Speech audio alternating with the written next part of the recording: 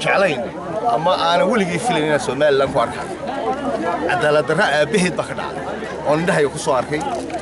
وحالك أسكت عادي إنك حرر له حدود ودعونا أي تدخي هذين السناياشة الصورة هرتيس يوم مضي يوهر إنه يوسف عبد الجمهور كل عكت هوستين أيوة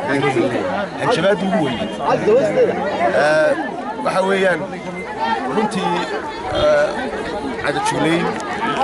aad u foolxun oo qabiyaaladaysan waliba ayuu muujiyay ninkaas xaraarayaha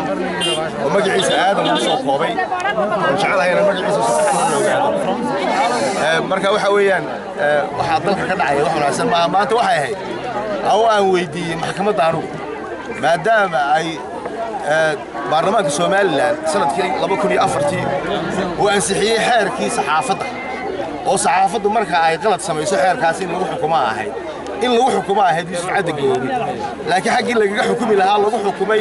xeerka ciqaabta war xeerka ciqaabtu wax wanaagsan maaha xeerka ciqaabtu waxa loogu talagalay arrimo kale loogu talagalay saxaafadda loogu talagalay saxaafadda xeer gooni ayaa loo sameeyay baarlamaanka loo sameeyay xisbiga kulmiyana waxa uu ahaa kuwii u doonayay isaga iyo xisbiga u cid in xeerka saxaafadda baarlamaanka ay ka ansixiyeen kulmiya aad buu ugu dadaalay cid aad bay ugu dadaashay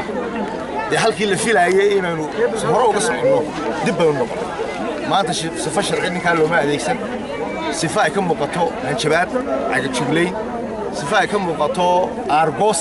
ayaa lagu sameeyay Yuusuf Cabdi Goobi dacwadda wargeyska Haatif maanta waxa ka mid ah dhageystayaashii dacwadda beddelsanayay waxa weeye daraatole waxaanu durnay garsooraha oo ay looyaradiisii dureen waxa lagu bedelay garsooraha la Salmaan Dheere uu diiday kiiska haddana Maxamuud Cabdirasaaq la yiraahdo shalay lagu bedelay ninkiina uu diiday labada garsooraba waxay noo cadeeyeen in kiis xukunkiisii la wada aan la wareegin waxa la sheegay xogtu ay noo sheegaysaa in xukunka loo diyaariyay Haatif uu kala yahay 3 qaybood 6 milyan oo shilin oo ganaaxa oo la yiraahdo waxa la siinayaa marwada iyo inankii sodog oo ahayd iyo 2 sano oo xariga iyo 6 bilood oo ruqsadda wargeyska lagala maqnaanayo